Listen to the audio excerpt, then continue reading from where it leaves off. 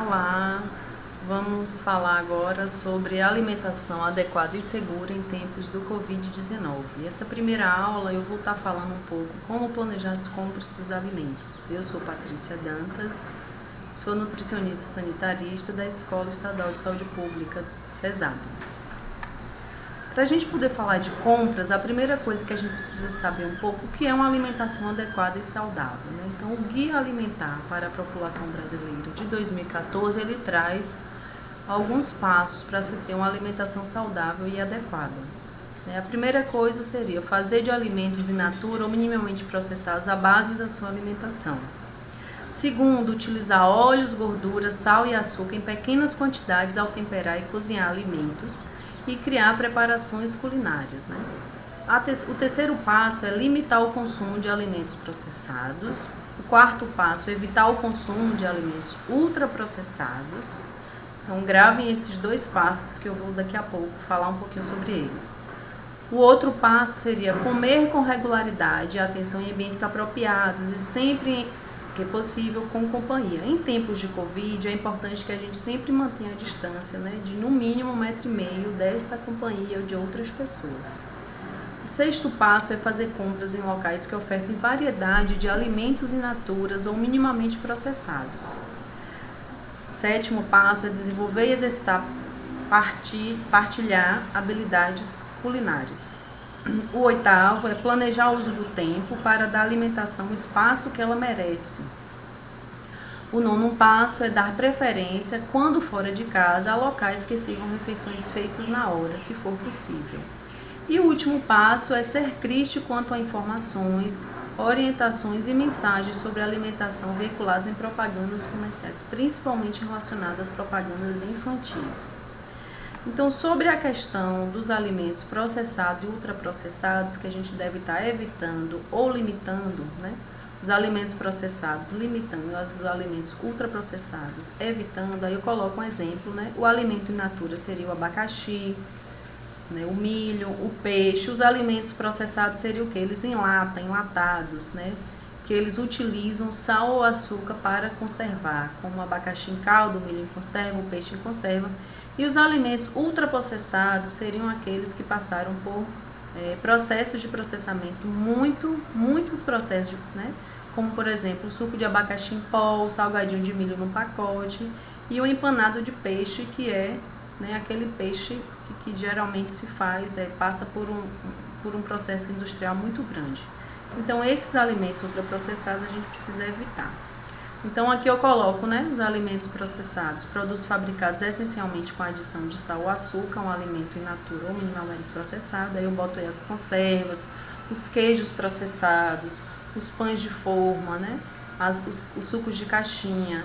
E os alimentos ultraprocessados que a gente precisa estar evitando seriam o quê? Os refrigerantes, os biscoitos recheados, hambúrgueres, salgadinhos, macarrão instantâneo, etc. E aí a gente começa, né, sabendo o que é uma alimentação adequada e segura, a gente precisa saber como a gente pode planejar essas compras desses alimentos. Primeira coisa, não é necessário estocar grande quantidade de comida, né? Comprar demais vai gerar desperdício, vai faltar alimentos e vai aumentar os preços. Segunda coisa, preciso se planejar uma lista semanal, né? Os mercados continuam abertos, mas é importante que a gente prepare essa lista para quando a gente for no mercado, a gente vai ter exatamente o que vai comprar e ser rápido. Isso também vai evitar um estoque excessivo, ok? O terceiro é você, se possível, fazer compras em horários alternativos, né? Que não seja muito cheio, ou no sistema online ou delivery. Aí você vai economizar tempo e vai manter a distância social necessária.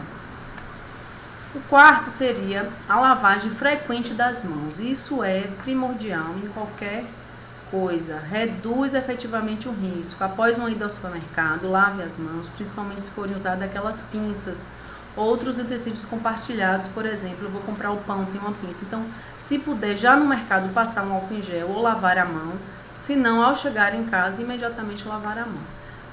Tentar não manipular itens na prateleira, né? Parte da experiência de comprar é você pegar e sentir, então a gente vai tentar evitar isso, olhar, ver o que é melhor, mas tentar evitar pegar no que você não vai levar. Limitar as compras de alimentos industrializados, como as batatas fritas, refrigerantes, biscoitos, sorvetes. São esses alimentos ultraprocessados, que eles são ricos em calorias vazias e aumentam a sua conta. E ainda no mercado é importante, né? Você procurar ficar uma distância no mínimo de 1,5 m de alguém. Considerar que sua mão está sempre suja, nunca levar a boca, nariz ou olhos. E sempre que possível passar um álcool em gel, né? Deixar dentro da bolsa ou no carro, né? Um álcool em gel. Colocar as compras no porta-malas. Em seguida, abre a porta do carro.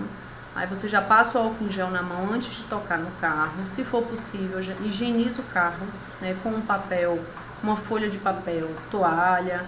E aí vai passar no freio de mão, no volante, na marcha, na maçaneta, no controle, nos vidros e do rádio. Desses lugares que você toca a mão frequentemente.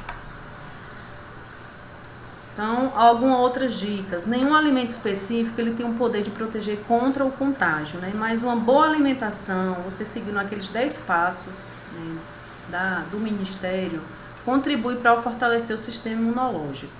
Considerar alternativas de baixo custo e faça o consumo de alimentos de forma integral.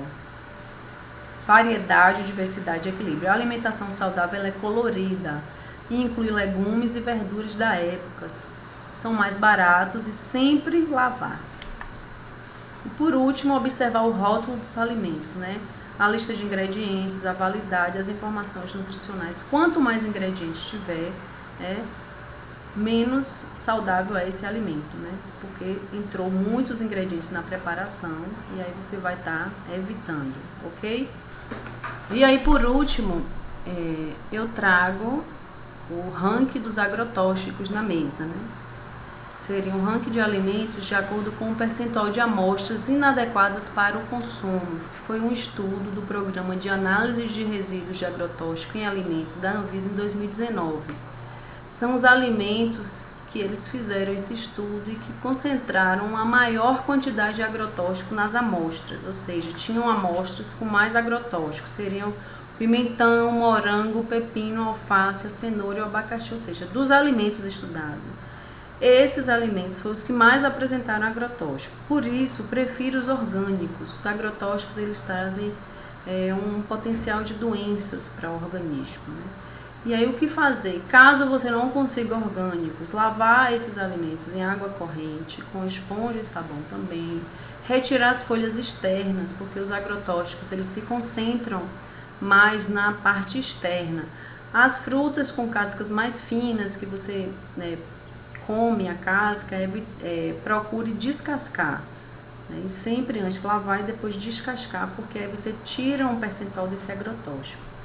Aqui a continuidade desse estudo, né, dos alimentos que foram estudados: beterraba, couve, mamão, tomate, laranja, maçã, arroz, feijão, repolho. O último foi a batata, que não foi encontrado nenhum percentual de agrotóxico. Então, novamente, foram alimentos que foram estudados e tiveram um percentual alto de agrotóxicos presentes nesse estudo. Então, prefiro os orgânicos sempre que possível.